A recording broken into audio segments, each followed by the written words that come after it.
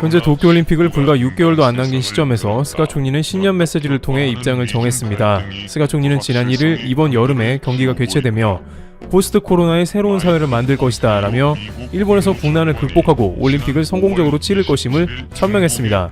모든 것을 도쿄올림픽에 맞추고 있습니다. 따라서 IOC 바흐 위원장도 맞장구를 쳤는데요. 바흐 위원장은 7일자로 요미우리 신문 등과의 일본 언론과의 인터뷰에서 도쿄올림픽 개최를 확신했습니다. 그는 도쿄올림픽은 코로나를 극복하고 희망을 전세계에 선사하여 일본인의 자랑이 될 것이라고 했습니다.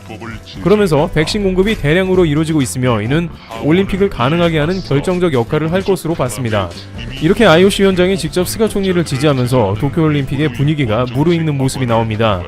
하지만 이러한 인터뷰가 공개되자 오히려 일본의 대중들은 바흐 위원장은 스가와 둘이 올림픽을 하기 바란다 혹은 WHO 총장과 시진핑의 관계와 비슷한 건가 라면서 뇌물을 받았을지도 모른다라며 질색하고 있습니다. 그도 그럴 것이 현재 일본의 코로나 확진자는 이제 매일 10,000명을 향해 가고 있는 추이를 보이고 있기 때문입니다.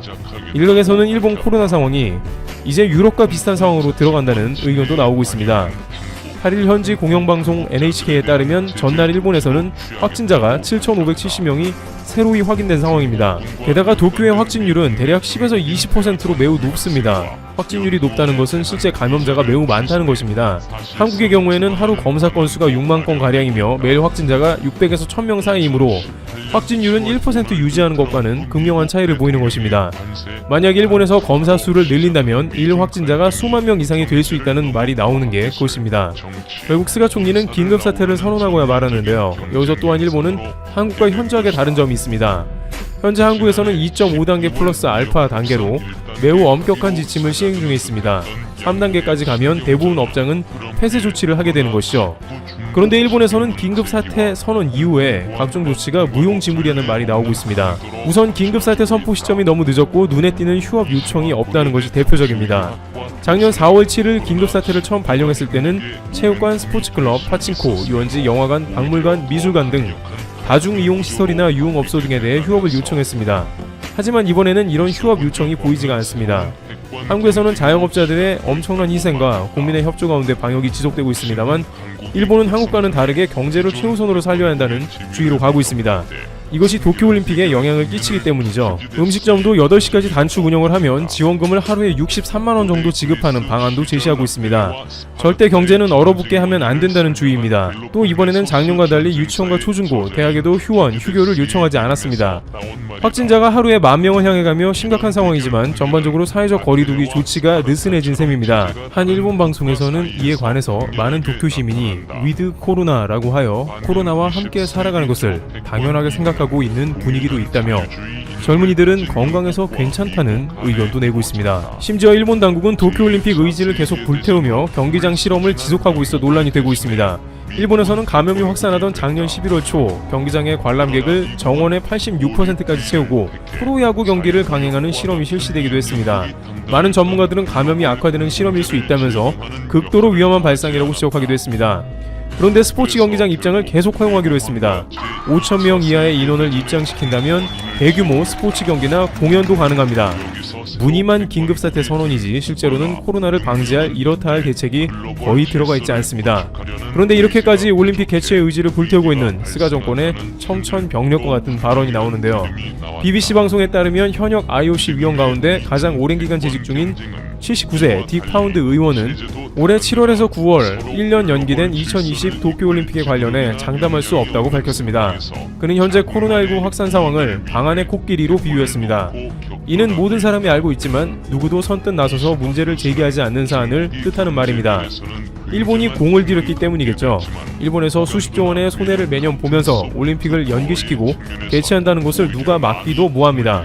그러나 딕 파운드 의원은 작년 2월에 일본의 크루즈 코로나 사태가 닥쳤을 때도 비슷한 말을 했습니다. 당시 그는 올림픽은 2년은 연기되어야 한다고 강조했습니다. 고참으로 쓴소리를 마다 아는 것입니다. 그런데 이번에 딕 파운드 의원이 이런 말을 하는 것은 현재 일본의 방역 상황이 매우 불만인 것입니다. 파운드 의원은 운동선수들을 백신 우선 접종 대상에 올려야 하며 올림픽 개최국인 일본은 선수들이 입국하기 전 백신을 맞도록 해야 한다고 말했습니다. 또한 일본 국민들도 백신이 준비되어야 한다는 것인데요. 바흐 위원장은 이에 관해 일본 국민은 물론이고 올림픽 방문객도 가능한 한 백신 접종을 해야 한다며 최대한 안전한 올림픽을 주문했습니다. 그런데 현재 일본은 모더나의 경우 5월이나 돼야 승인될 전망입니다. 일본 언론은 한국 보고 계속해서 백신이 안 들어온다며 K방역 자랑하더니 정작 백신 확보가 늦다고 했습니다. 그런데 일본은 백신 승인 과정이 매우 복잡하고 임상시험도 자체적으로 다시 해야 하는 등 결국 모더나를 비롯해 일부 백신 접종은 6월께나 시작될 것으로 추측되고 있는 것입니다. 이렇게 되면 올림픽 시작 전에 백신 접종을 상당히 끝낸다는 일본 정부의 계획은 물거품 되는 것이죠. 게다가 막상 백신 접종이 올해 안에 제대로 될지 부정적인 반응도 해외에서 속출하고 있습니다. 현재 프랑스에서는 백신이 수백만 개가 공급됐으나 아직 1000명도 접종을 안 한 것으로 나오고 있습니다. 백신이 불안해서 거부하고 있는 것입니다.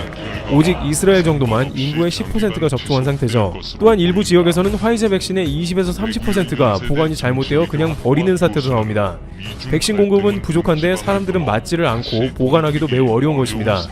결국 백신 공급과 함께 국민들 모두가 백신을 빠른 시간 안에 접종하는 게 큰 변수가 되는데요. 한국은 정은경 질병청장의 7일자 국회 긴급 현안 질문에서 백신 접종을 1분기부터 시작할 예정이며 집단 면역은 11월 정도에 완성을 목표로 한다고 밝혔습니다. 그러면서 이미 접종 시스템을 테스트 중이라고 했습니다. 정 청장은 이미 국가 필수 예방접종 등록 접종 시스템에서 예방접종을 맞아야 하는 날짜를 대상에게 미리 문자로 알리고 와야 할 날짜에 오지 않으면 리마인드 문자를 보내는 공지 시스템이 운영 중이라고 소개했습니다.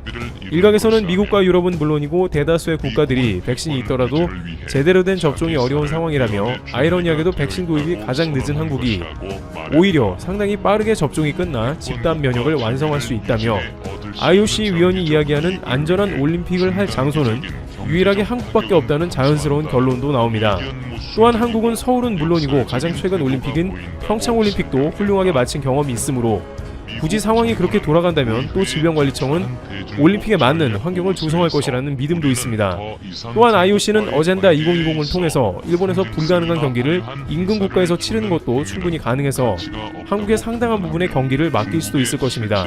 방역이 좋더라도 경기할 인프라가 없으면 안 되겠죠. IOC에서는 선수들과 국민들이 안전한 수용 가능할 정도의 방역 수준을 원하고 있는 상태입니다.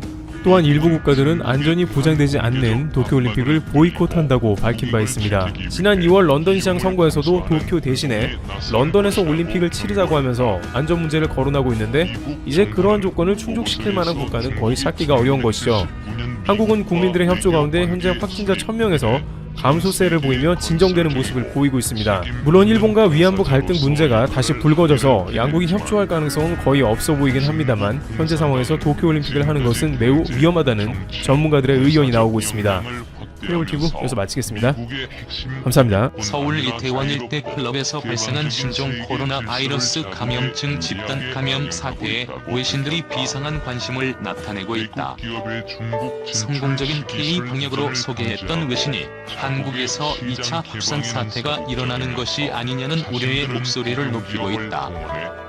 월스트리트 저널은 10일 한국의 초반 코로나 바이러스 성공이 새로운 상황의 빈발로 인해 흐려지고 있다란 제목의 기사에서 지난 주말 하루 동안 29세 남성이 5개의 클럽과 바를 돌아다닌 이후 50명이 넘는 신규 확진자가 나왔다고 전했다.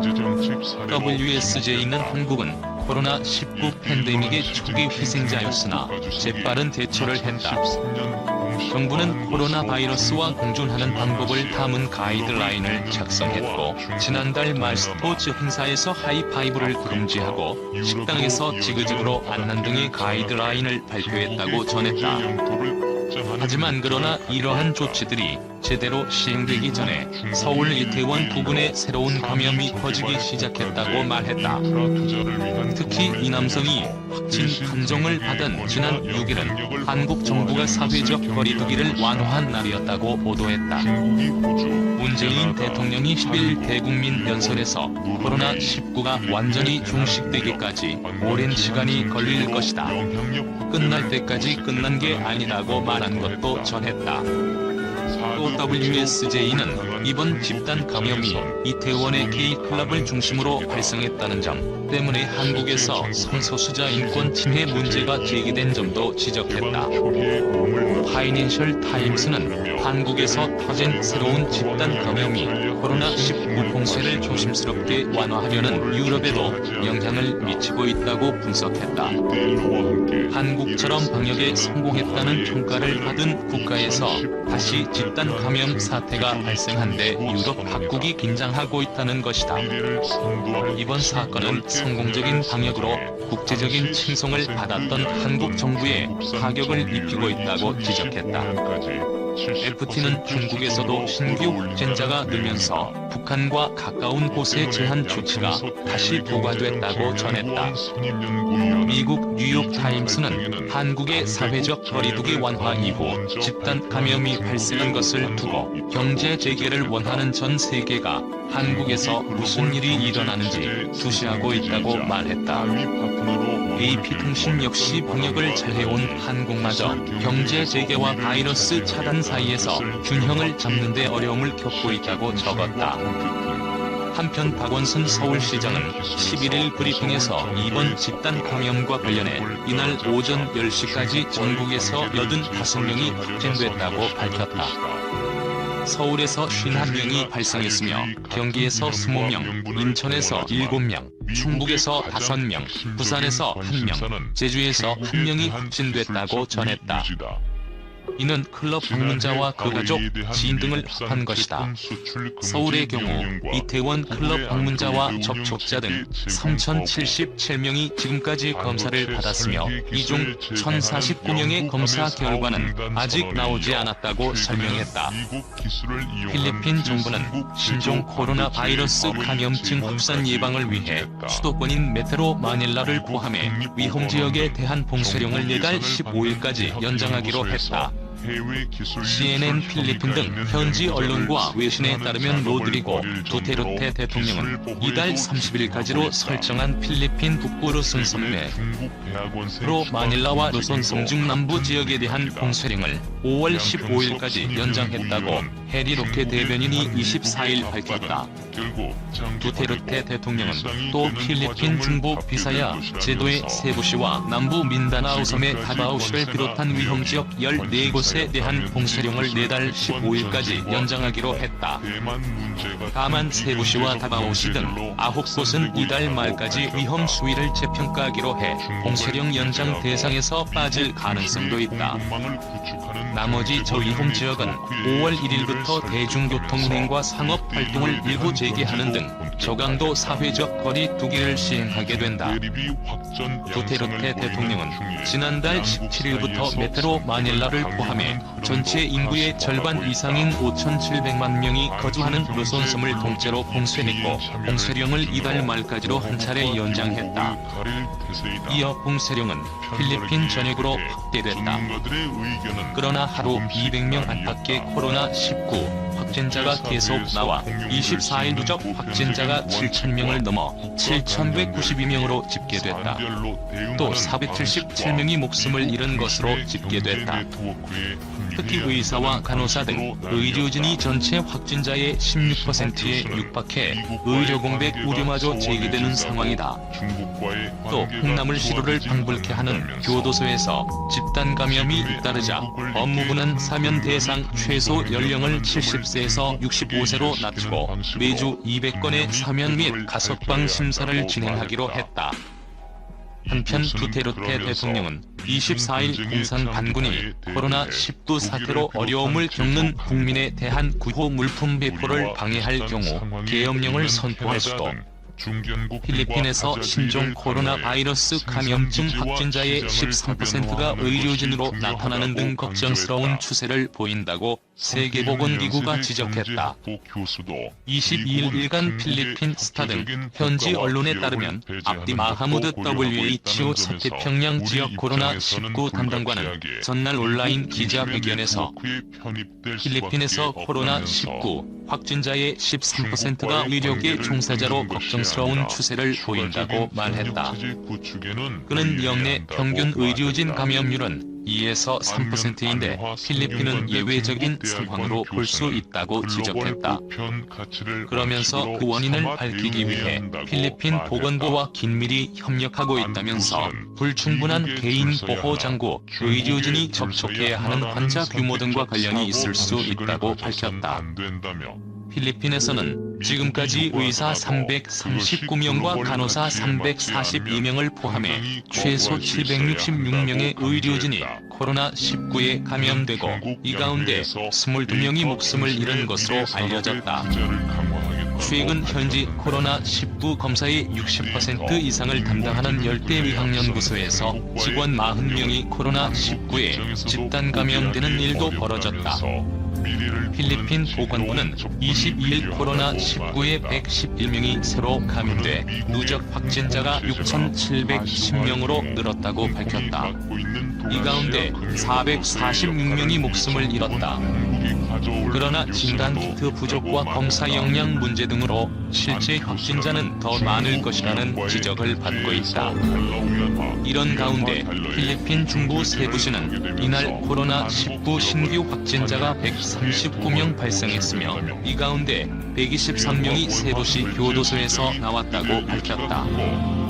이 수치가 보건부가 발표한 누적 확진자에 포함되었는지는 확인되지 않았다. 한편 로드리고 두테르테 대통령은 코로나19 백신을 개발하는 국민에게 보상금 1천만 페소를 지급하겠다는 입장을 밝혔다고 해리 로케 대변인이 전했다.